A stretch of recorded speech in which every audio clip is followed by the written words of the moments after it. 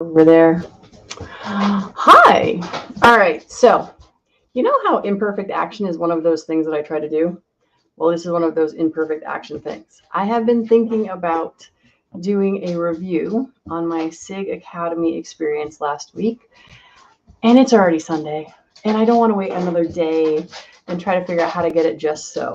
So, please down. So, my dog. All right. So, last week I went to Sig for their ultimate concealed carry for women. And um, what I did was 2 days of training. It's been a while since I've gotten to do any training. So, yay. I was supposed to originally do this back in December. Hey, DJ. And I blew my knee out, so we had to move it till June. So, very cool. Just so y'all know that I'm not talking to myself. DJ is actually here. So, 2 days of training at Sig Academy. If you don't know and you need to know more about Sig Academy, I'm going to go ahead and drop the link in the conversation that is occurring somewhere around here. Ultimate Concealed Carry. I'm going to just show you all that lovely, how to expect how this all works, right? So you want training. You don't know how to get training. One of the things you need to do is go look for training and see if it makes sense for you to try that training. So the short version of this is 2-day course, solid foundation, interest in defensive handgun skills and techniques. Now, it's pretty broad, right? So we did a whole boatload of stuff, and it was great. Body types, holsters, all that good stuff. So what do we do?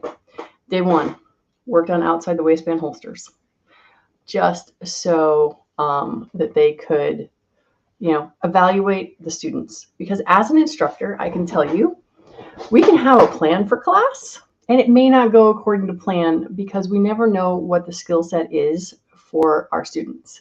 Now, for this class, however, they have prerequisites. You have to go through 101, 102, 103, and 104 prior to attending this class. But that is why, because for the instructor, they need to know you have a certain level of skill set. And most of the girls had been through all of that. I've been through some of their other courses as well. So you always want to continue training. So day one, we started with outside the waistband holsters, making sure we've got good trigger discipline, that we're clearing our holsters the way we're supposed to. So Pianwoods, it's just an airfare. Actually, airfare is actually ridiculous right now. But I do online stuff as well. So I have taught people on the West Coast. I have Oregon is the last place that I taught someone online for pistol safety and all of that. So worked on clearing our holsters outside the waistband. Then we moved to inside the waistband holsters. We talked about the importance of where on your body are you going to carry your holster. There's lots of different places. Some people carry on their back. Some people carry on their hips. Some people carry on the front, which is called appendix carry. And as we went through each iteration of all of these places, the questions are simple. Is it safe? Does it work? How does it work? One of the things I had never considered prior to this class was, if I have it here on my hip, what happens if this hand is no good? How do I get it with my other hand? Can I access it well and easily with both hands? This is where back of your body is also kind of like, not really, but here's the thing I loved about how they taught this. They didn't say, no, don't carry. They said, evaluate the situation for you. And it's one of those things. I talked to the director of training is Stephen Gilchrist, and I can say that because his name is right here. And he stopped in our class on day 2. And I specifically asked him about back of the carry because my instructor had we didn't really talk about it and we didn't work with it at all. And so I'm like, hey, do they,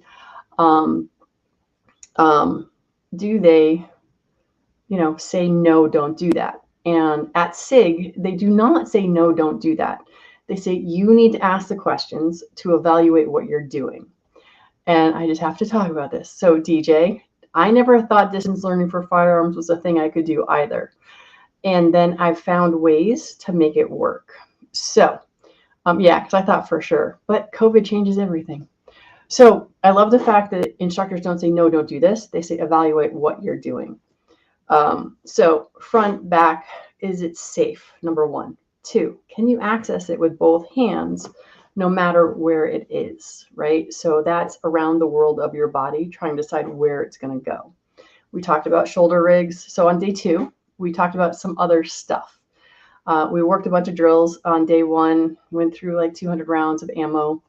It was funny because they were actually like apologizing for not high round count. And me, I am the queen of low round count because I want to learn the steps of doing stuff. So to promote safety, we always did dry fire first. We would do whatever we were doing with dry fire. No ammo in the gun, work on the movement of, all right, clear the shirt, get the gun, pull it out, draw, and whatever we were doing. And we do a bunch of reps of that before we would go to live. Oh, sorry. So Fiona, I can give you the mini version of it. But yes, it's awesome. And total immersion is totally the way to go. And of course, because I'm a great start, my whole goal as a great start shooting school is to get you comfortable and confident with your firearm. I want you to have that solid holster skills before you go somewhere else to learn. So you're not worrying about your holster skills while they're teaching you stuff.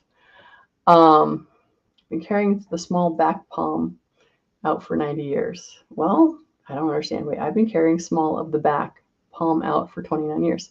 But if it works for you, that's what matters.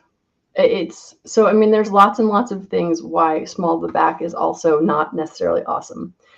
But again, they say evaluate for yourself. The thing with small of the back too is if you're in an altercation, chances are someone's going to knock you down on your back. Can you get there? If you're on your front, can you get there? All of these things. So there's always more to think about. And you have to think about what works with your clothing. Dudes have a much different issue than women. Women can all raise their hand and say, girls' pants suck. And we have, we've got high rise, mid rise, low rise. We have so many issues that it's just, we have to come up with all sorts of stuff. So day 1, around the world, around your waist, right? Where can we, where can't we? Worked on dry fire, did all of that. Day 2, we worked on and talked about more alternative stuff. So we talked about ankle holsters for someone like me who has large calves from hiking and skiing and riding horses. Ankle carry is not for me because my calves are too big to make that comfortable. I was the only one who couldn't fit it around my leg. But I am like, how you go and I needed an extension. But anyway, so ankle carry. We went down, we worked on that. I did not also because I couldn't kneel because of my knee. So there was multiple reasons why I couldn't try the ankle carry. We talked about off-body carry. Off-body carry is, what do you call it? Like a pocketbook. So a couple things we talked about with pocketbooks is it must have its own pocket. Within the pocket, there must be a holster for it. One of the things that our teacher kept talking about was the fact that cloth you can pull a trigger through cloth. So I'll show you with my taken apart gun, right? So I don't know how to do this. All right, so I wasn't planning on doing demo, but if I have a piece of cloth over the gun, I can stick something through there and I can still move it. This is what a lot of the cloth holsters are that are out there. And so this is not a holster. A pocket that is made of cloth, not a holster. It's a danger zone. So, so yes, ankle holsters. We really did ankle holsters. But see, again, this depends on you. If you're like me and you have giant calves, not so much. But let's say you're a girl who happens to love bell bottoms. Ankle holsters make all the sense in the world. So this is the whole thing. Just like figuring out what gun you're going to shoot, then you're going to figure out where you're going to put it. But you want to figure also out, you're going to dress around your gun, right? We were talking about here in New England, we have winter carry, which is much easier than summer carry because you're talking about being in your shorts. And the truth of the matter is most people are in shorts in the summertime. We talked about belly bands. Oh, we also did corset holsters. Same deal. The corset goes around here and it has a pocket. But she's like, you want to have a Kydex holster to go in the pocket with Velcro. So each time you draw, the gun is in the same position. So you know what you're doing and how to do it. Corset holsters, pocketbooks, belly bands. Is that everything? Yeah, I think that's everything. Then we did seated shooting, which was interesting. We first did straight on shooting. Then we did as if we're going out the window shooting. And then we did as if we're going out the other window shooting. So depending on where you were sitting, just to get an idea of walking through your day, what's actually going to work for you. And, you know, what do your clothes look like? This is bad because that's solid, whereas this is good because it's got a print on it. So it's less likely for your gun to print, right? So we're talking about how solid colors will show your gun way easier than if there is something to break up how the eye sees something. So patterns, solid versus patterns, fit. Guys, again, you guys are so lucky because your pants come in specific measurements. So if you're a 32-30 and you're going to go and get a holster, all you have to do is find a 33-32 or something like that, whatever I said. You just have to add 1 inch to your waist. Women, we have the worst job ever. Our clothing is hard to find stuff that fits in the first place. And then if we go up a size, it doesn't mean just the waist is going to change on us. So, so safety is bring a gun to the gunfight. Yeah. But we also talked about the whole idea that the whole purpose of any self-defense is time and distance. Anything that we can do to create more time and distance so we get away from the bad guy is really ultimately our choice. We're not running towards the fire. We're not cops. We're not here to save the world. We want to get home to our families. And that's number one. I forgot the very beginning. The first thing that we did with our carry guns was start at 3 yard line, and then 5, and then 7, and then 10, and 15, and 20. Did we get to 25? I just don't even know. But at least got to 20. And the whole idea is like, as we got to the back part, it's like, really, at 20 yards, are you going to take a shot? No, you've got enough space. You can run away. So we talked about on-body mags. Do we have a backup mag? Don't we? That sort of thing. We had the conversation about one in the chamber or not in the chamber. And that was just turned into a, well, what are you going to train for? Like one of the things I talk about, because I just got done doing a pistol permit class. And we talked about mag release, safety, and slide lock. And I said, really, we only care about 2 of them. We care about the mag release, and we need the slide lock. The safety is just one more piece you have to train. And basically, when we were talking about one in the chamber or not in the chamber, again, I thought the instructors were great, where it's just like, well, it's just one more thing you have to train. Are you going to train that way? All of our instructors were former military or police. And pretty much their opinions were, if you're going to carry, know that you have the confidence in your training that there's one in the gun, as well as whatever you have in the who's and what's it, that thing in the chamber. There we go. This is why I'm not the most technical person in the world. And yes, and PN Woods understands. Sorry, PNW Woods. I was reminded of that before. Yeah, size 12 means nothing. It's just a theoretical thing that may or may not work on your body if you happen to be a size 12. And I'm sure you're not Batman, but maybe you are and you're just trying to tell us you're not Batman. So, hey, GT Theory. Only the second thumbs up. Oh, dude. PNW, were you 1 or 2? Fiona, did you do the little thing that says thing thumbs up? Anyway, I'm trying to get better about that sort of stuff. All right. I forgot how to get that. Okie dokie. So anyway, it was cool. Try it out. Get some training. Any training is good. Like I said, my whole goal at a Great Start Shooting School is to make you comfortable and confident with your firearm. So you have holster skills. So you know you have good safety before you go to something like this. So you can pay attention 100% to what they are teaching you and not worrying about your finger discipline, not worrying about your muzzle discipline. And so you have the skill set to do this before you go. Because a group environment is great. There were 5 of us in the class. We were so spoiled because there's up to 10 in that class. And the first day we had 3 instructors. The second day we had 2 instructors plus Steve, the director of training, popped in.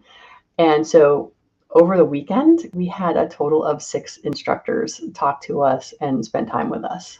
So, all right, I think that's it. So train, go to additional training. Oh yes, that is my other thing.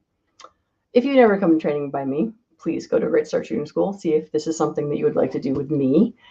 But if you're going somewhere else and you're looking for other instructors, please ask them, what have they done for training? And if they say, oh, well, I'm military or I'm ex-police or something like that, please understand that means nothing. Ask them what they did, because I could be ex-military, but I could have been in the typing pool, right? I could be data crunching. Military and police have lots of different jobs. If they were something that was tactile, awesome. If they've taken training, that helps. If they've taken training on how to train, that's even better. So whether you train with me or someone else, make sure you ask them that questions. How do they continue their education? Because for me, I go to additional training because I know I can always be better. And I want to be able to bring stuff back to you guys. Oh, and Fiona, I finally have a new gun, so you can come try mine when it gets in, because I did kind of get suckered into buying the gun they let us play with. Oh, and that was the other thing about this course. They actually let us try their guns. So I will be having a new addition to the family shortly, a P365XL. And we got to try a bunch of their holsters and different guns. Ooh, and it's got a red dot. I'm finally going to the red dot.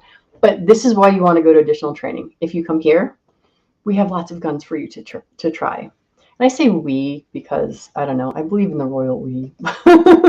If you need to find me, DJ's throwing this up. A Great Start Shooting School.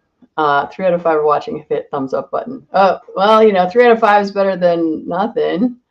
Oh, yes, that's right. I forgot. DJ does not do a thumbs up until it's done. So it's verifiable that it's actually a good show. He doesn't have any V than me. And yeah, Fiona, I know actually another one of my girlfriends that I talked to on my ride home, my 3-hour ride home to get back here. We're going to be going up for, what is the course? There's this really cool course. So at the end of our class, Allison, our teacher, went over all the different courses that we might want to go take. And out of all of them, because there was a lot, because they offer a ton of stuff, they have a pistol course that is instinctive shooting. I think that's what it is. So basically you learn the body mechanics of how to shoot without sights on your gun. That is the idea. And I'm like, I think that would be very cool because A, it would be cool for me to learn, but B, it's also going to be super fun to teach you guys what I learned there. So, let's see. Yes, it is pretty sweet. I like it. I really like the holster. When I get that in, I'll do another pop-up live, or maybe I'll do something that actually is edited and all that fun stuff. And yep, Mossad is awesome. Are you planning on doing like the Mag 40? I've got lots of friends who've gone through that. They love it. And yeah, basically DJ saying what I said. So anyway, all right, so that's it. So that's my kind of basic review of my training. Also why it's important to continue your training no matter where you are. One of the things that drives me nuts is people who go through the basic pistol course here, and when I say I'm an instructor, like, oh, I already took my basic pistol course.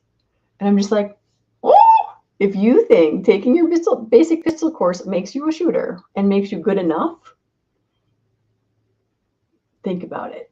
You really need to know more. There is so much to learn about pistol craft. There is so much to be aware of, how to be safe, all of that.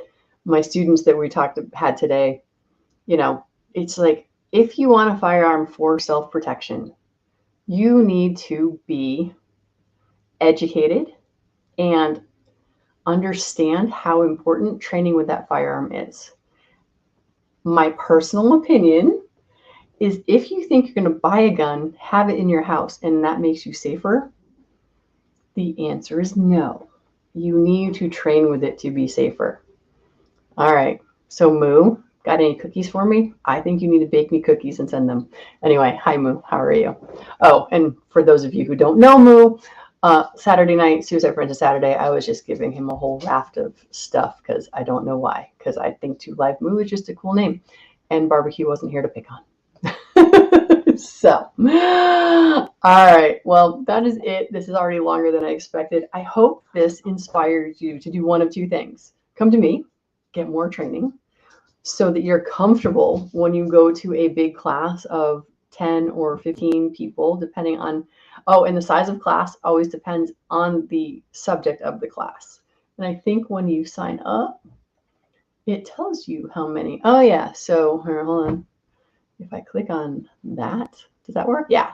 So it tells you right here, right? So the next one is October, and there's 8 slots available.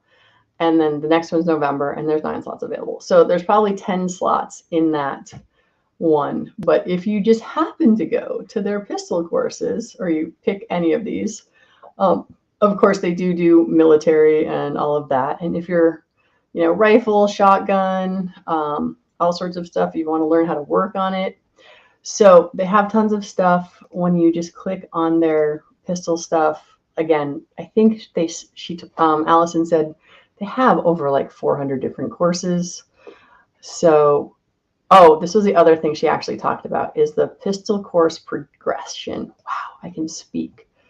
They really suggest that you follow their 101, 102, 103, 104, and then decide which way you're going to go.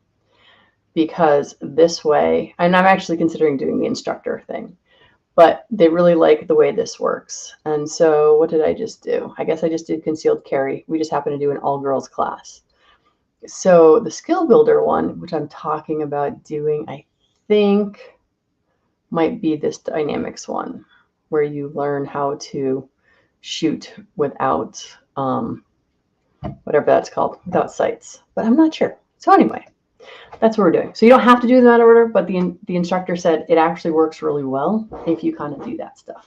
All right, for real. I know I always say goodbye and then stay here. Oh, you're welcome, Uncle John. See, this is the beauty. Once I go off, then you can go watch the replay and you can hear all the first stuff that we talked about. And I think I owe you a response to some comment on Saturday night. So, all right, y'all. Thanks for popping in my live. As always, I'm really getting better about the asking to share and put this other places, because I really hope it's helpful. Helps you understand why it's important to train, whether you train with me or somebody else. Get those skill sets. I love my one-on-one training. And like I said, I love building your confidence, so then you can go off to classes where there's lots of people and you've got your safety solid before you go and do all of that. So you can get the most out of the courses that you go to. All right, y'all. Goodbye. Have a lovely